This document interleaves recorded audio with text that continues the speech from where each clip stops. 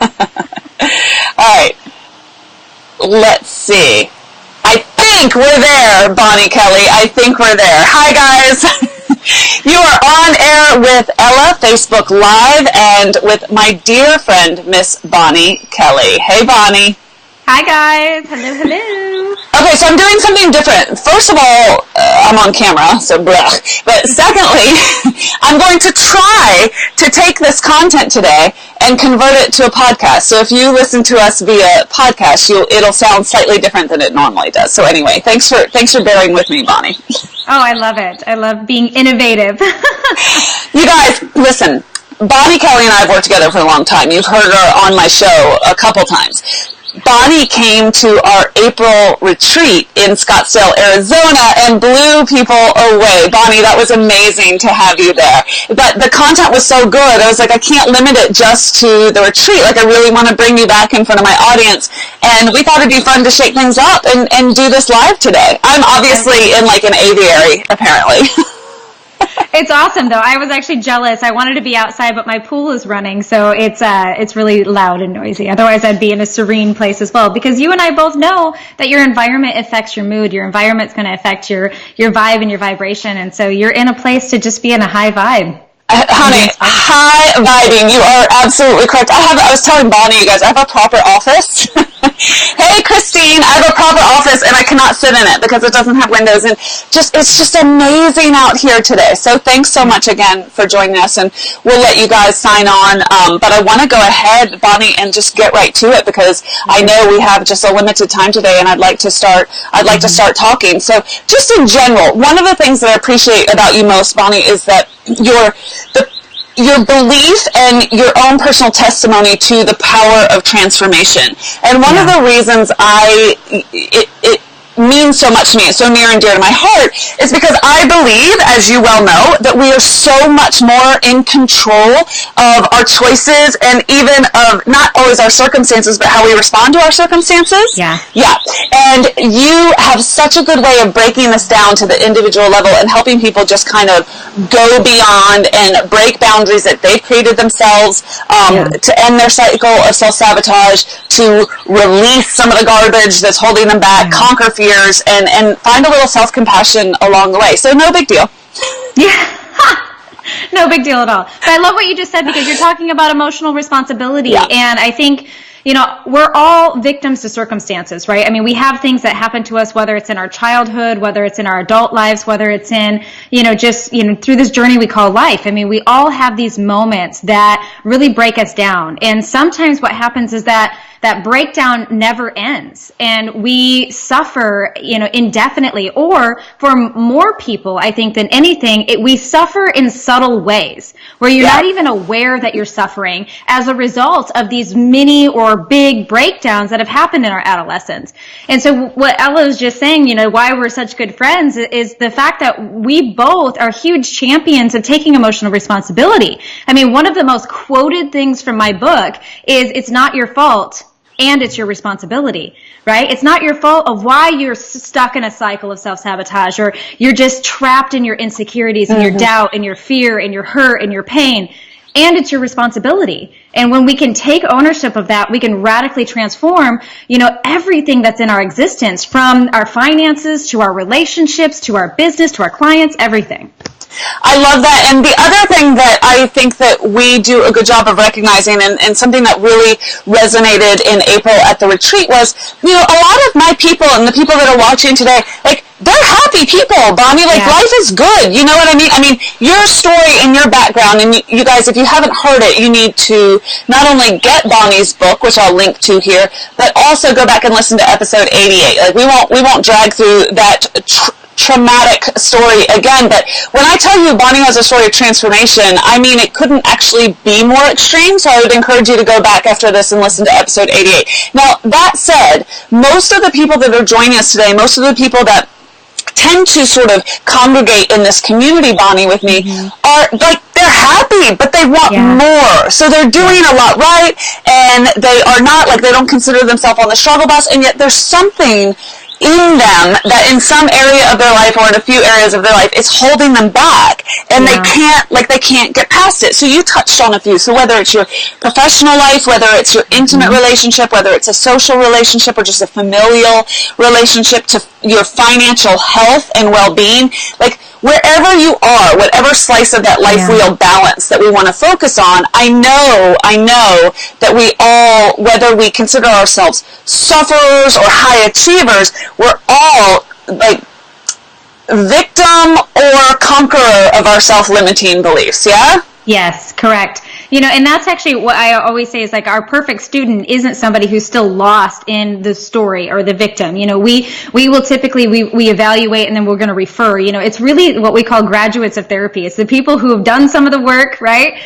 Who are living great lives but are still really stuck. And this is why my work resonates so well with your tribe and resonates so well with you is, because of the fact that we're not, we're functional people, but yet we know, and it's like, here, listen, if you're watching this, you know that you're still in your own way to some degree, okay? And this is where, because like Ella always talks about radical responsibility, right? This is where it's like radical ownership. Like you have to take ownership of your participation in how you're limiting yourself. And when we can get brutally honest about that, and when I say brutally honest, it means admitting things about ourselves nobody would want to admit, right? That you might be playing victim when it comes to relationships or your finances or your diet and nutrition. Yeah, if you're in a cycle of, that yo-yo dieting, in any of those areas where you make money and then you have no money, you have money and you have money and then no money, right? Like, I mean, all of these cycles are functional, healthy people that are struggling in little ways.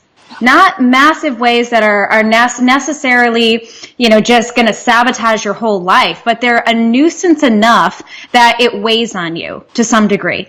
And that's what we can change. And that's where we can start taking that responsibility to be able to say, okay, wait a minute, how am I participating? How has my past participated in this? How has my brain kind of working against me on the subconscious level? And what can I do to be able to change it? Because the truth is, you don't have to keep suffering. You don't have to be doomed to live this out for the rest of your life. You can change any aspect of yourself that does not serve you. But it requires your commitment to digging deep within yourself to do so. 100%. One of the things I was going to ask you is, how do you help people discover why they keep getting trapped in these cycles in whichever area of their life that they are? Yeah. So, it's interesting. I love this question because it's so in depth. And honestly, it took me and my team a long time to really try to figure out, okay, what is the most simplest way we can explain this? And it kind of boils down to 3 different points. And I know you and I are going to dive into this a little bit today, which is what we call the root, release, and resolve formula. And these 3 steps is really what we take people on a journey into radically changing their belief system, to shattering through their insecurities, through their doubts, through their fears, through their procrastination, their avoidance, learning to use their voice. But it boils down to those 3 principles. So I don't know if you want to dive into that now. I do. Root, release, and resolve. Okay.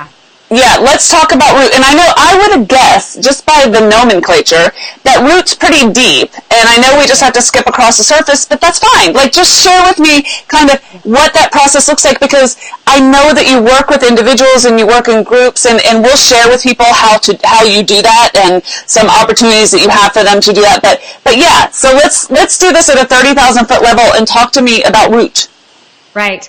So the root is where all of your power resides, right? I mean, if you think about a tree, the roots of the tree, this is what creates the stability for the tree to grow. It's what gives all the nutrients for the tree.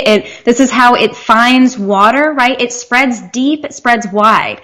And the tree roots, aren't just going one particular area. They're going to spread out over a mass area to cover as much ground as they can.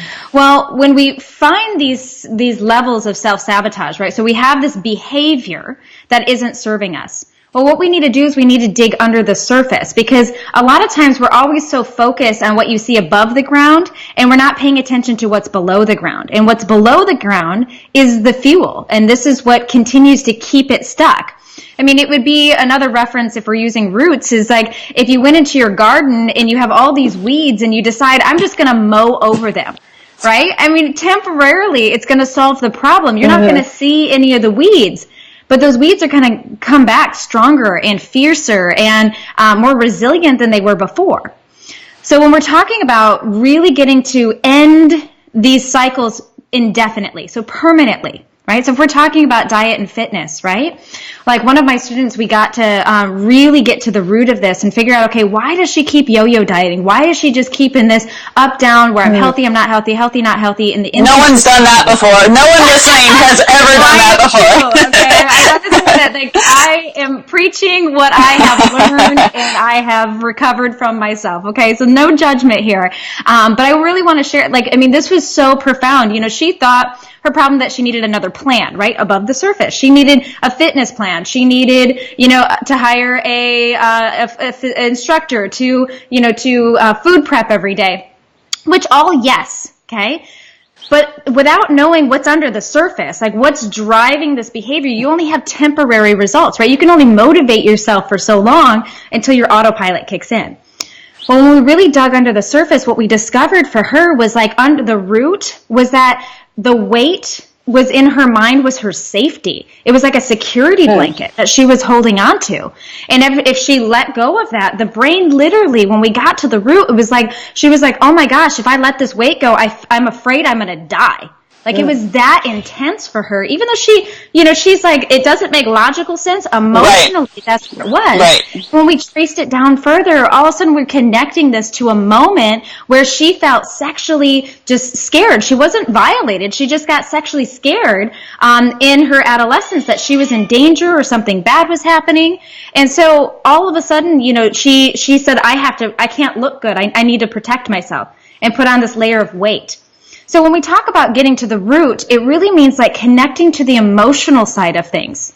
Like what, not just why you do things, right? Because a lot of times the why you do things is still in the surface level excuses. Okay. Oh, I do this because my husband's a jerk, or I do this because my boss is mean. No.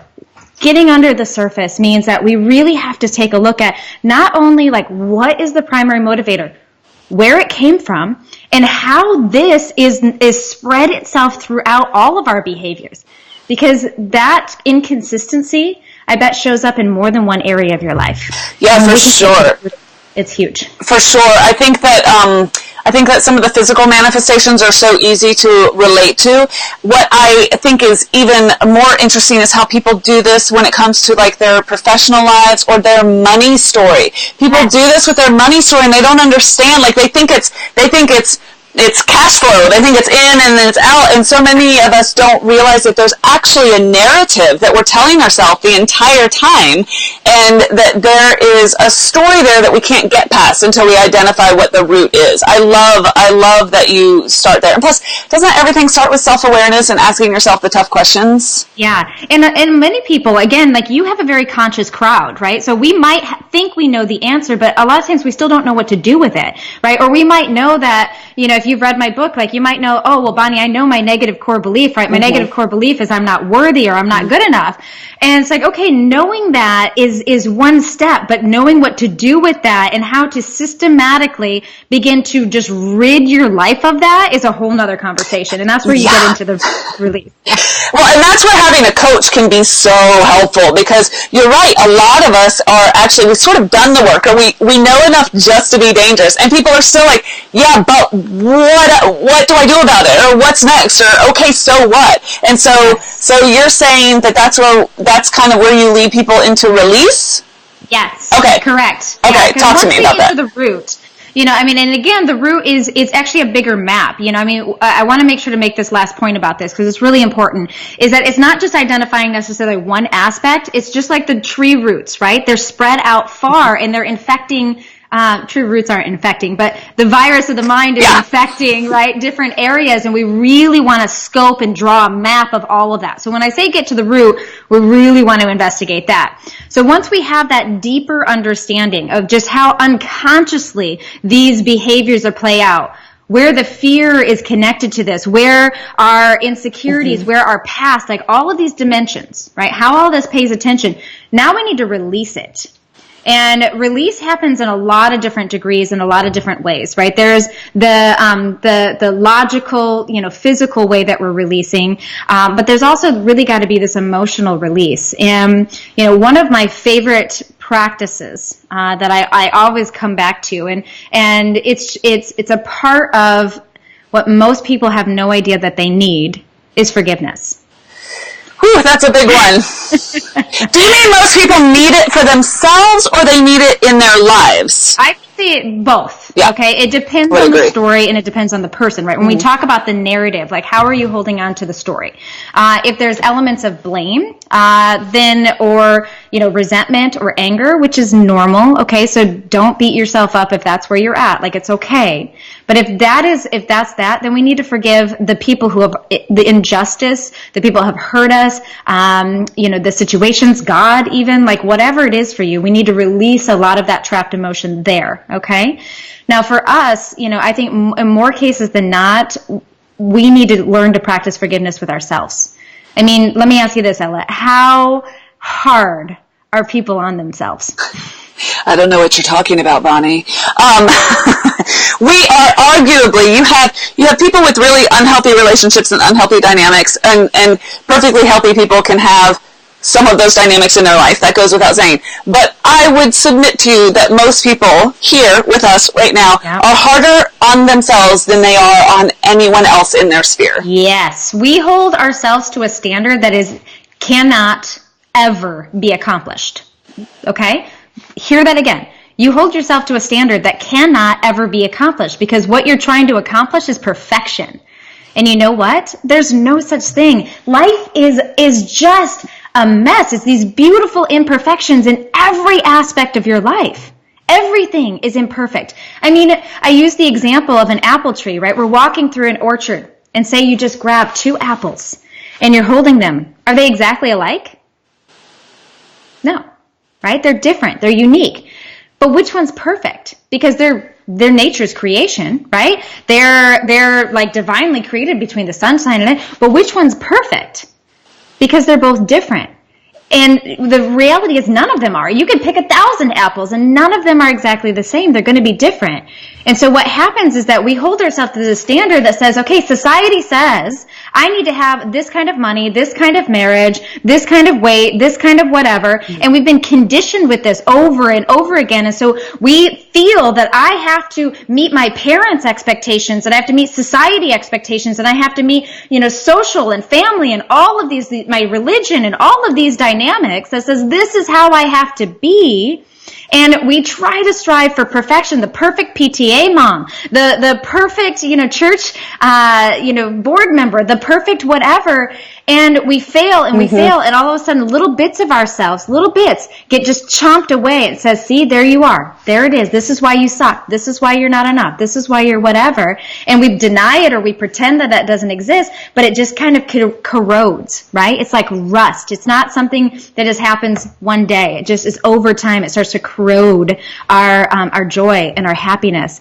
And this is where forgiveness needs to come in, is that we need to forgive ourselves for being so cruel, for being so harsh, for being so rigid, for being so unfair with ourselves, and then reconditioning ourselves to feel and be a different way.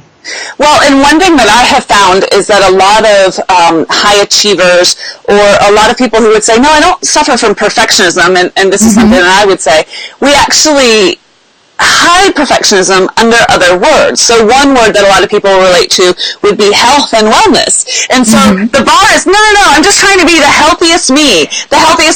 And then, or the fittest, strongest, or pick your superlative, right? Yeah. And so then we use that club with which to beat ourselves if we don't exercise 5 times a week, or if we eat imperfectly, or if we do something that is not, that is not super, doesn't adhere to some sort of rigid plan. And we spend so much of our life's energy pursuing these extremes, and as you said, these ideals that don't actually exist, which makes it wonderful because it's self-fulfilling. Like, it never runs out. It's infinity. You can torture yourself for infinity. So you're talking about releasing yourself and forgiving yourself, but I would suppose that also requires releasing yourself from certain expectations, which I have found very hard. And I think I think redeemed overachievers struggle with that because your ego gets engaged, right? Yes. And you're like, yeah, but I'm the exception. Yeah, but I'm the exception. One of my favorite things to say is like, you don't get to be the exception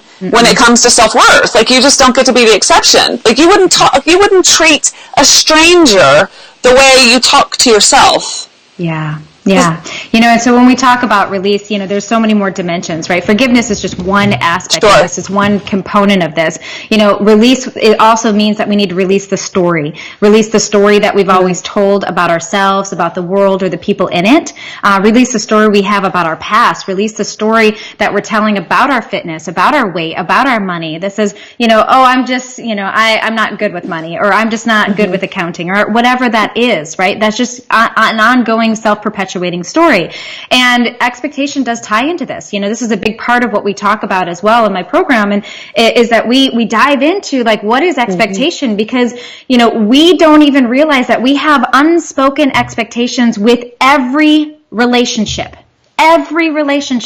So there's the spoken expectations, right? My husband and I got married. We had spoken expectations for the two of us to be committed to each other for the rest of our lives. That is that's an agreement that we both made in a contract we signed, right? So that is like, okay, there's an expectation.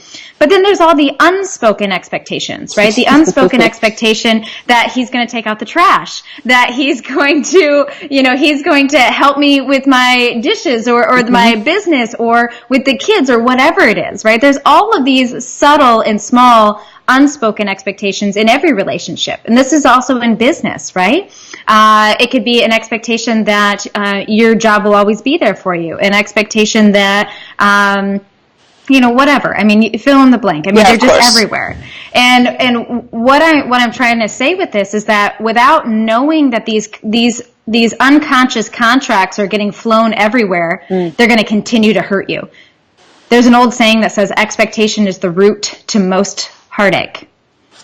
It's the root to most heartache. And it's because it's not really the spoken expectation, it's the unspoken. And then people in your life continue to disappoint you and continue to hurt you. So what we teach to do, something that Ella and I both really strongly agree with, is that we need to get very clear with where your expectations are, okay, where you aren't advocating for them, where you're not speaking them, where there isn't the clarity around them, and also where you need to release some.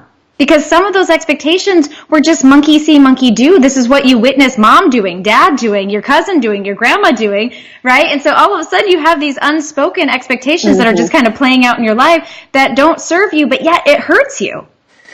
So, and one thing that I love is, if you stick around to the end, you'll find out more about, so what do we do about it? Because one thing that I love about Bonnie is that she's not into quick fixes. Like, you will get your hands dirty with people and really dig deep and get in there and figure out, so what are we going to do about it? So we're not here to tell you that this is easy and insta. But this to me is at the root of what personal development is all about. So talk to me now. We're still at 30,000 feet, guys. I know, because we're not going to solve this in a 45-minute broadcast. Right. But talk to me. So what does resolve look like? Yes. So resolve is my favorite, okay? And being emotionally intelligent, I mean, this is the first time I'm throwing this word out there, but the truth is emotional intelligence is the basis of everything that I teach, okay? I'm an emotional intelligence professor. That's what I always say. I'm a mindful master. And that means it's like emotional intelligence is truly your ability to not only understand yourself, to know yourself and how your emotions are influencing, affecting, and participating in every experience and interaction, but even more so is like how to be able to manage those emotions in a way to navigate behavior versus reacting. Oh, wait, say that again. It's using our emotions as a guide, okay? It's to navigate emotions versus reacting, okay? And that's what it means to be emotionally intelligent. It's okay to have these moments where you instantly feel angry or hurt or betrayal or sadness or frustration or disappointment or whatever, right? I mean, name your flavor of emotion.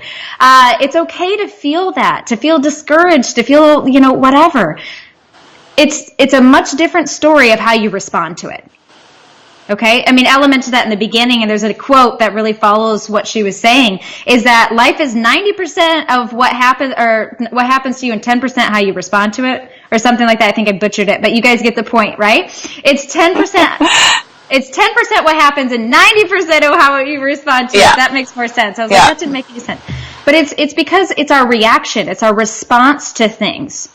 Well, once we get you through the root and the release, right? And we really are just like, it's like kind of like, I want you to imagine the release is kind of like we're opening the floodgates and we're just releasing all the crap that doesn't serve you, right? I mean, all of it, like all the stories, the insecurities, the doubt, all of the behavior, all of the patterns that don't serve you. Once you release that and you can just cut the cord, right, from that stuff, now it comes to the resolve. And resolve is where your inner power lies, right? This is what is called your choice. Okay, this is what Ella and I are such huge advocates of, right? When we talk about emotional responsibility, when we talk about, us being able to have that power to change your life. But a lot of times we try to take action without doing the first two steps. We try to just change the results, right? But without doing the deep dive and releasing the old dynamics and really understanding the purpose of those old dynamics. Because you don't do anything without a purpose. Right? You do everything on purpose. So even the things that you don't like, there's a purpose to why you behave that way. And if without really getting to the root of that and understanding, like, what is the purpose of this? Like, how is this victimhood playing a role in my life, right? And we really, get to, oh, this is how it serves me. Yes, we know how it doesn't serve you, but there's a reason why you do it. So there's a way it's serving you. We can replace it. And that's where the resolve is where we become completely resolved with our commitment to change. Completely resolved. And this is where we embody the change. This is where we not only just make the choice, we become the choice. Right? In everything that we do. And this is where the physical transformation comes. Because now what we're doing is that we've done the work to unclutter and untangle all of the hurts from the past. And now we're in a position where it says, okay, wait a minute.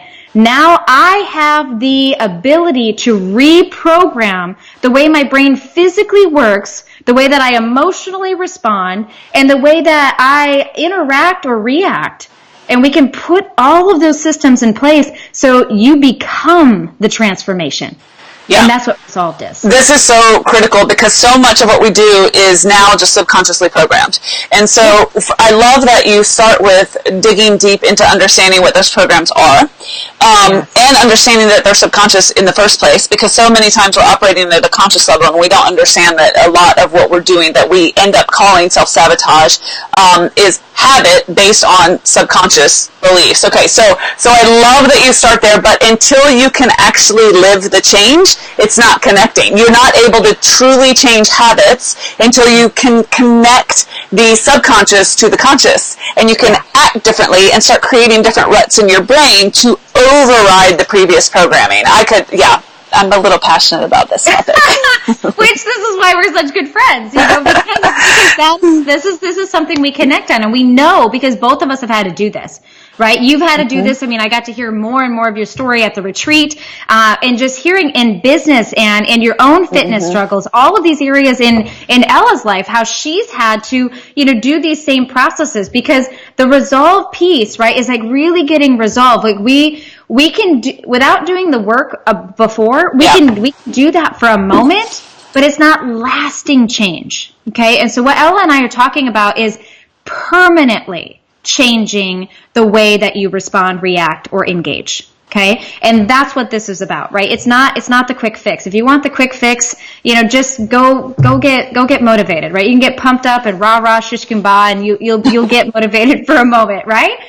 We're talking about is saying, no, I'm over it. I'm ready to just say I am at a point where I want to just completely resolve myself of this stuff and never have to face it again, to this degree, I should say. Yeah, because we want to be clear. Life is iterative, and you learn. I mean, in my opinion, we are almost conditioned to believe that life is on some sort of trajectory. So you start at the beginning and you march up, and you end up at some point up here.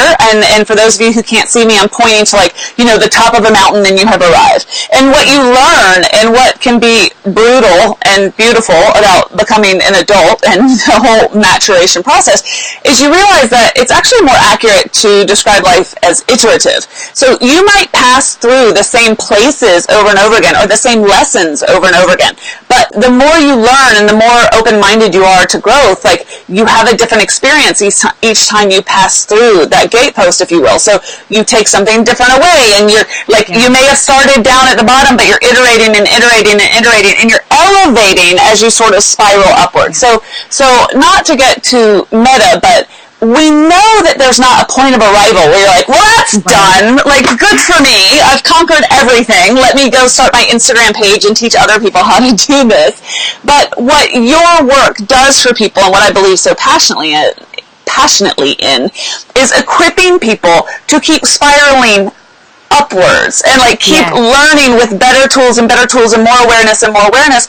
And I will say, you can leave some pretty nasty habits behind if you continue on the journey. So the lessons are never done. We're never done learning. Right. No. But why? We don't have to have the same things kick our butt. We don't have to keep tripping over the same rocks every single time. And it doesn't have to hurt as bad or as long. Let's take procrastination, okay? So maybe you're a business owner, right? And I actually get a chance to talk to a lot of entrepreneurs. And one of the biggest things that they'll face is usually procrastination, avoidance, or some kind of reluctance, right? Like call reluctance, sales reluctance. I don't want to market because it's nasty. Right. Yeah, I'm exactly. with you. I don't want to be that person, all that stuff, which is an essential piece of your business you have to do. Well, anyway, so when we're talking about that spiral, right, it doesn't mean that you're never going to be, you're never going to face procrastination by doing, getting to the root and releasing it and resolving these issues. What is going to happen is that, whereas before is that it would sabotage you for months or years, now becomes maybe weeks or days, and then it becomes maybe just hours. Right? Where you find yourself avoiding something for a few hours or maybe for a day, but it's not going to have the same impact to your bottom line, the same impact to your budget, the same impact to your business as it did when you were first doing that first loop, right? And that first loop was just my business didn't move for 3 years. It was in the same place for 3 years. And then all of a sudden it was just okay, you can start to elevate to these new levels. So it's really about recognizing, the same is true when we're dealing with the negative core beliefs, right? When we really get to to these core beliefs, and this is deep root stuff here, is that I'm not worthy, I'm not good enough, no one will ever love me, the usual. Yeah. Unfortunately, yes, we're laughing about it, but yes, unfortunately, yes, everybody has these to some degree. And again, brutal honesty. It's the human condition. Yeah. Well, anyways, so it doesn't mean that you'll never face that again. It's just that you're not going to face it with the same intensity the more that you work on it. So whereas, one of the stories, and this will be kind of the last thing I leave you guys with on this part, but, one of the things that when I first started my journey, right, that I had a lot of sexual trauma in my history. And, the first time I did a loop around, trying to heal this element of myself, I couldn't say anything without just being devastated just emotionally drained, physically drained, right? And so now all of a sudden, I've done so many loops around this healing aspect of this, where now I'm at a place where, I can inspire people. It doesn't have an emotional impact on me anymore. However, there will be still moments, right? There'll be moments where something will happen and I'm like, ooh, right? Ooh, okay. All right, that didn't feel right. And I'm able to assert a boundary, but it doesn't mean that I don't still feel sometimes that knife, get stabbed at, but it's more like a needle than a knife, now at this stage. That's good. And so you could apply this to any aspect, you guys, any aspect of your life, whatever it is that you're working through, so what Ella's talking about is as you heal, it just gets beyond easier and easier and easier. Yeah. A really obvious example for me, and for those of you who have ever had any long-term intimate relationship, the things that trigger you in, say, years 1 through 3, right? The more you learn about yourself, most notably, and the more you learn about your partner, the less the less you get triggered if you're trying, if you're doing the work, if you're paying attention, and the more you can actually listen and be like, oh, he just got me, like what he just said tripped something in me. I mean, at this point, my husband and I can just use that language. I'm like, wow, you just tripped a trigger for me. I don't mean I've been triggered. I mean, like, you just stepped on a mine. Allow me to tell you why I feel like I need to explode right now. And so we are able to evolve in relationship together, and that's why I think the work that you're doing is so important, is because you dive deep with people. Again, you don't have to be you don't have to be suffering. You don't have to feel like you're suffering every day. You can just be a person who wants to turn the dial up in certain areas more. And so I'm talking to all of you, but what I like about what you do, Bonnie, is you get in with people and you work with them for like a year, right? Tell me, I know one of the things that we're building toward is I really want to share some work that you're doing, the Over It Academy, and I want you to tell us what that's about. And meanwhile, my dog is freaking out. So, I will be happy to share about that. You guys, so again, like Ella and I have been talking about, like, it isn't just a result, something that we can fix in just a matter of hours, right? So this is why, we decided to create the year-long program. Because when people ask me, Bonnie, how did you change your life? I love this on podcasts. I get interviewed a lot. Like, what is the one thing you did? Mm-hmm. And I can't help but just crack up, right? Because, I mean, I wish if there was one thing, if I could put it in a capsule, right? That was easy. Pill, right? And just say, just take this pill and you're just magically going to be healed. Okay, perfect. Yay, problem solved. I would bottle it up and sell it for $2 a pop, right? I would. But that's not how change works. And I know you know that. You're a conscious person. I mean, your community of conscious people. And so it takes a while, because what we're talking about is physically changing the way that the brain works. All right, so when we talk about the subconscious, it takes a while to get to the root and really map out these dynamics, because it isn't just your dynamics. You have family dynamics that play a role into this as well. We have a lot of history, a lot of muck that needs to be sorted through. And then we have to decide. What I always say is kind of like that. We open the filing cabinets of the mind, and then we have to go through each file. And you have thousands of files and decide, okay, is this a keeper or is this misfiled? Because unfortunately, a lot of the information in the mind is misfiled. It's filed, where it should be under confidence and strength, and is filed under an insecurity. Instead of I love that. I love that illustration. It is. And so we have to go through these files and say, like, okay, wait a minute. This incident in my life actually proved how resilient I am. It didn't prove how weak I was, but yet it's been filed under this evidence to say you've been weak and pathetic for your whole life. And so we're like, wait a minute, we need to reorganize this. And so that takes a while, right? I mean, it takes a while to go through all of those files, to reorganize them, to put them in the right place, to start shredding papers that don't serve us, right? Shredding stories that don't serve us, shredding behaviors that don't serve us, and then getting to the resolve part, right? And then getting, okay, now who's my new identity, right? Like, who do I want to be? Like, when we talk about conscious creation, like, I'm talking about consciously creating not just the life that you live by design, but the responses you have, the feelings you have, the thoughts you have, the knee-jerk reactions that you have, right? Really getting into of reprogram the brain. So it's about physically changing that, because if we're going back to the root scenario, right? I mean, we plant something. I just planted a garden just recently, if anybody follows me on social media. So I just planted a garden. Those roots are just starting to take off.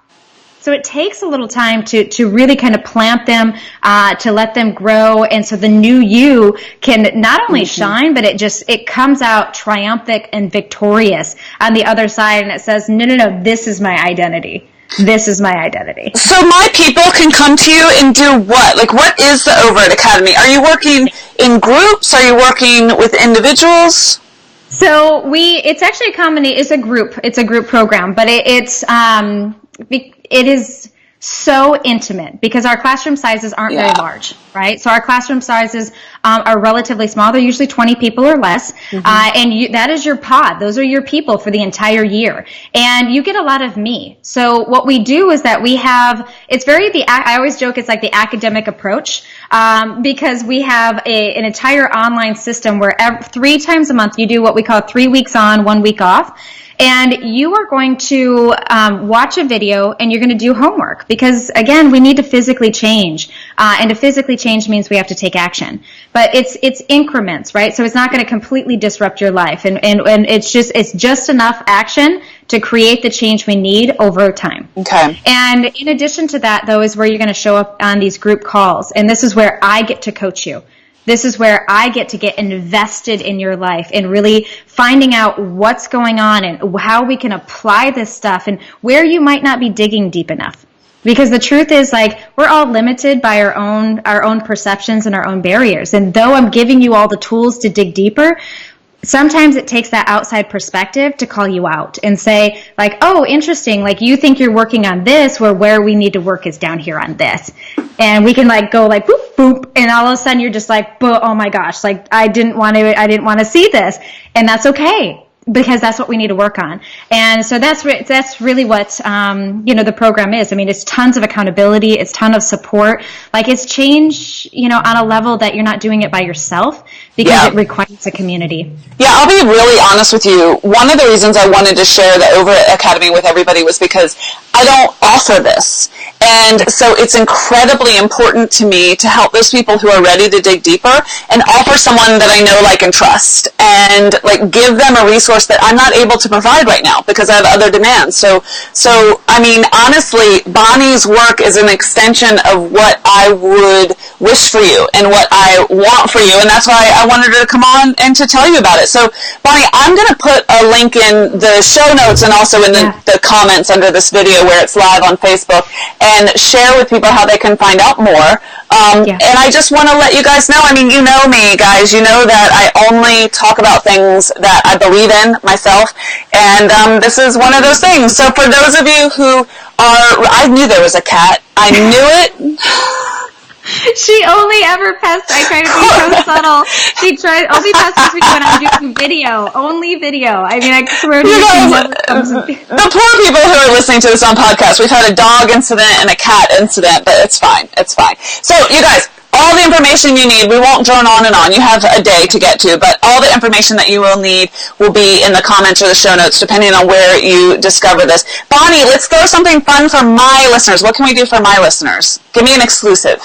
Well, there is, I love this, right? No pressure, Bonnie. Come up with something quick. Go. Cold and live. We do actually. So what's been really fun, Ella, is that I offered 10 spots where not only the people who are going to sign up, so it's first come, first serve, whoever signs up with the program, they're going to receive $2,000 with additional one-on-one coaching with me, because I only take on about 10 clients a year. So this is a big impact on my schedule. Yeah. But this is where we can take this work on a much deeper level, because then we're not just in a group format where I can talk to you, maybe every other week or once a week if I get a chance in this group program.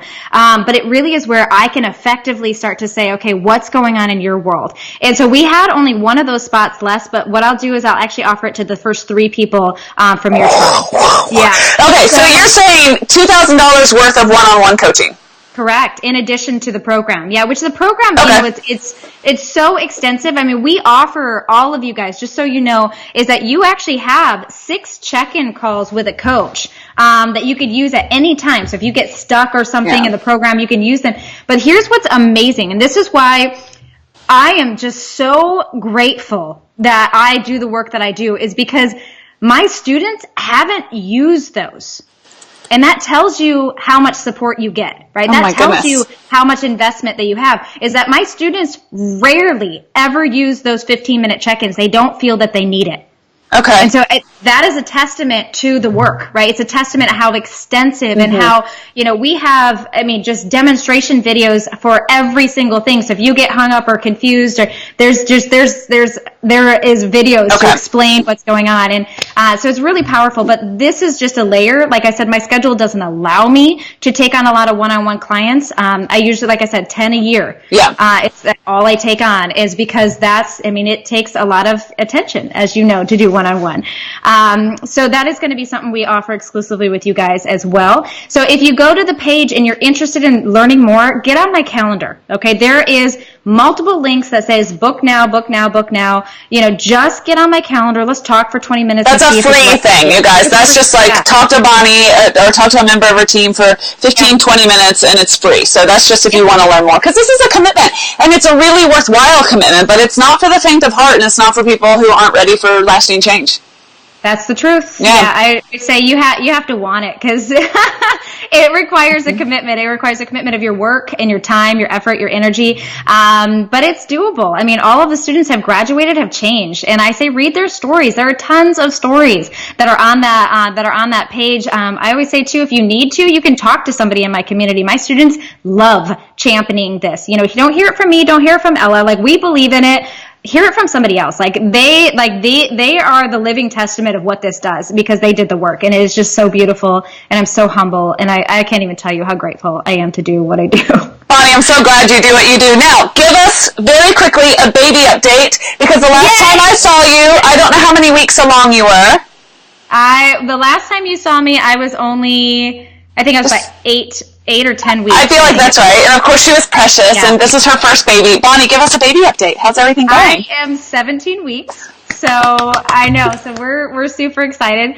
We got a kind of a snapshot of her. I wish I could show you. I don't think I could do it very well on this. But she's getting big. She's got a face now. She's got she's getting features in her little hands, and so she's fully developing. She's healthy. I'm healthy. I'm happy to be in my second trimester. Hallelujah. Yeah, that's great. That's great. We're sending you so much love, Miss Bonnie Kelly, and little Ella. Yes, Evelyn. So Evie. Yeah, little Evie. Wait, you really have named her? I was just naming her after me, just ad hoc. You really have named her already? Believe it or not, Ella is the second girl's name if we have a second girl. Okay, I'm all about that second girl for you. Okay. All right. But Evie, so is her name. Evelyn Ann is what I she's love that. I love that. I could not love that more. Well, it's my second favorite girl's name for your first child. Perfect. You guys, thank you so much for joining us. If you want me to do more of this, you need to let me know in the comments, okay? Because as you can see, I don't have camera-ready hair most days. Gorgeous. But I'll get over it if you guys say that you want more of this. Bonnie, thank you as always. Love you, mean it. Yep. Same here, girl. Bye, guys.